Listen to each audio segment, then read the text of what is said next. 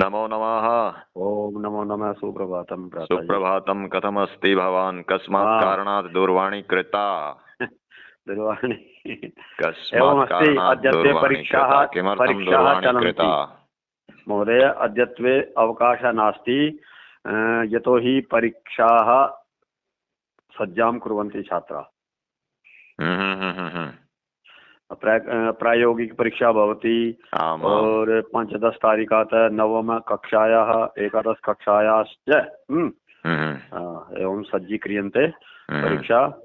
तदर्थं परीक्षानन्तरं पुनः यथा भवताम् आदेशः भविष्यति तथैव वयम् आचरिष्यामः। एक बात तो बताओ हाँ जी।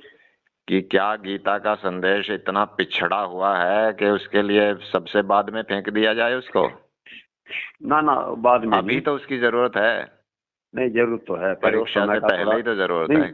सुनो तो समय का समायोजन थोड़ा सा वो हो जाता है। गीता तो अमूल्य है जी। देखो गीता के एक बारे में घंटे तो में क्या बिगड़ जाएगा उनका? एक घंटे में तो उनको ऊर्जा मिलेगी। एक घंटे में तो उनको ये सिखाया जाएगा कि किस तरह अपने समय का सदुपयोग किया जाए। चलो आज तो मैं बाहर हूँ जी। शनिवार को देखते हैं फिर। शनिवार को मैं प्रयास। ठीक है जी। शनिवार से अपने विद्यालय में ना या एक में करवा दो, दो में करवा दो, जिंदगी तो बहुत छोटी है। चलो शनिवार को देखते हैं फिर। शनिवार को विचार करते हैं। जैसे गोयला खुर्द या जैसे अपने यहाँ पर फिर गोयला खुर्द। ठीक है जी। ठीक है जी प्रभु। गोयला खुर्द राजवीर जी हैं, बहुत अच्छे व्यक्ति हैं। वो बहुत सुंदर अद्भुत व्यक्ति हैं। ठीक है जी। तुलकाना के हैं, अंग्रेजी के प्रवक्ता। तो दोनों गांव में हाँ हाँ, यहाँ भी रह के जा रहे हो तो। हाँ, जलालपुर जलालपुर बता उसने रहे थे। चमका दिया जी वहाँ। वो जो था ना चुलकाना में कुछ भी नहीं था। सब अनुशासन प्रिय है आपकी तरह। वो बहुत अनुशासन प्रिय है। और चुलकाना को जो है ना बहुत ही मॉडल संस्कृति स्कूल बना दिया उसने। उनका नंबर तो दे दो फिर। अच्छा अच्छा। मैं खुद ही बात कर लूंगा। अच्छा, मैं थोड़ी देर में देता हूँ जी। ठीक है जी, ठीक है। शास्त्री जी, मैं एक बहुत ज़रूरी वीडियो बनाने में व्यस्त था, इसलिए आपकी कॉल उठा नहीं सका। दूसरे फिर मुझे थोड़ी हताशा भी हो रही थी कि भाई या तो मेरे प्रोग्राम बढ़िया नहीं लगते हैं किसी को। चलो गीता तो बढ़िया लगती ही नहीं है कलयुग में किसी को भी, लेकिन उसको कहने वाला अगर बढ़िया हो तो वो बढ़िया लग भी सकती है। तो मैं सोचता हूँ भाई चलो हमारे अंदर इतनी काबिलियत नहीं होगी, नहीं तो मुझे आपको कहने की ज़रूरत ना पड़ती। अगर मेरा कार्यक्रम अच्छा होता और वास्तव में अच्छी लगती बात तो आप खुद ही कहते। लेकिन यहाँ तो गाड़ी धक्का दे के चलानी पड़ रही है, तो इस वजह से थोड़ी हताशा हो रही थी कि भाई चलो भाई थोड़े दिन के लिए बंद ही कर देते हैं कार्यक्रम, अच्छे ही नहीं लग रहे होंगे।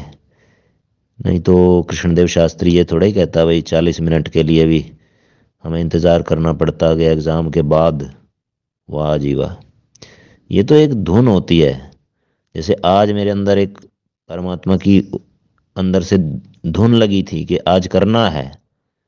ऐसे थोड़े होता सर, कहने से नहीं होता ये चीज़। कहने से नहीं होती ये चीज़ कि आप कहोगे और मैं कर दूंगा। नहीं नहीं, ये तो एक भावना बनती है। और हर इसलिए मैं पूछता हूँ जब भी भावना बनती है। तो आज तो भावना बिल्कुल ख़त्म हो चुकी है ही नहीं, कर ही नहीं पाऊंगा मैं। तो जब उसकी भावना होती है और उसकी एनर्जी पीछे होती है तभी मैं कर पाता हूँ। वो वीडियो जो मैंने आज बनाई है वो भी आज भेजूंगा आपको, देख लेना। आप देखते ही नहीं हो वीडियो कभी भी। मुझे नहीं लगता कि आप मेरा मैसेज कभी 5-7 दिन में खोलते भी होंगे तो उसको पूरा सुनते होंगे। तो चलिए कोई बात नहीं, मैं आपको मजबूर थोड़े ही कर सकता हूँ सर। मैं तो यही कह सकता हूँ कि जब आप जैसा ज्ञानी विद्वान भी परमात्मा के काम में फैलाने में सहायता नहीं देगा और गीता के मैसेज को सबसे पीछे फेंक देगा, तो फिर एक एक बच्चे को मैं क्या इम्प्रेस कर पाऊंगा? जरा सोचो, जब मैं आपको ही इम्प्रेस नहीं कर पा रहा हूँ, इतना बड़ा विद्वान विचारक सब कुछ, तो एक बच्चा मेरी भी क्या बात समझेगा? तो ये भी तो एक सोचने वाली बात है ना। श्रीमान कृष्णदेव जी, गीता को मूल्यवान कहने से गीता मूल्यवान नहीं बन जाती। वो तो मूल्यवान थी और रहेगी। आपके कहने से, मेरे कहने से मूल्यवान नहीं बनती वो। असली बात सुनो क्या है। गीता सुनाना, गीता का उपदेश बताना, लोगों को प्रेरित करना, ये गीता कोई ऐसी चीज नहीं है कि दुकान पे गए और 2 किलो खंड दे दे भाई, और दुकानदार ने 2 किलो खंड तोल के दे दी। ये गीता की दुकान यहाँ पर नहीं लगती कि जब चाहो आपने लगा ली, जब चाहो बंद कर दी। गीता का जो स्टॉल लगा है वो गोलोक में लगा है, परमात्मा के यहाँ, कृष्ण के यहाँ। और उस स्टॉल तक पहुंच बनाने के लिए कोई लल्लू पंजू आदमी की हिम्मत नहीं होती है, कोई कि कोई बच्चा चला गया, हाँ, और सुना दी गीता, हाँ, कोई बूढ़ा चला गया, अनपढ़ चला गया, सुना दी गीता। वो परमात्मा अपना ज्ञान किसी किसी पर उतारता है, किसी किसी को प्रेरित करता है। ये सीधा ये जो दुकान लगती है ये परमात्मा के यहाँ से लगती है ये दुकान। ये ऐसे नहीं होती कि आपने बगल के कॉर्नर पे चले गए और दुकान से आप ले आए सौदा खरीद के और सुन के आ गए गीता, और ऐसे ऐसे नहीं होती है। दुनिया की सबसे बड़ी नौकरी है ये गीता सुनाना। बड़े से बड़ा आईएएस, डॉक्टर, इंजीनियर, एक पैरों के अंगूठे की धूल भी नहीं है जो गीता सुनाने की नौकरी करता है। जो गीता सुनाने की नौकरी करता है, बड़े से बड़ा प्रिंसिपल, विद्वान, आईएएस, इंजीनियर, साइंटिस्ट, कुछ भी नहीं है, उसके पैरों की धूल का एक कण भी नहीं है। ठीक है ना? ये बात आपको समझनी होगी। वो हर एक को प्रेरित नहीं करता गीता के लिए। अरे यहाँ तो सुनने वाले नहीं है, सुनाने वाले कैसे हो जाएंगे भाई? अगर कोई सुनाने वाला है और वो किसी को टीचर अपॉइंट करता है अपनी प्रेरणा से, तो वह इस दुनिया की सबसे बड़ी नौकरी है, उसकी कोई तुलना नहीं हो सकती। ये बात बहुत ही अच्छी तरह से समझ लेने की जरूरत है।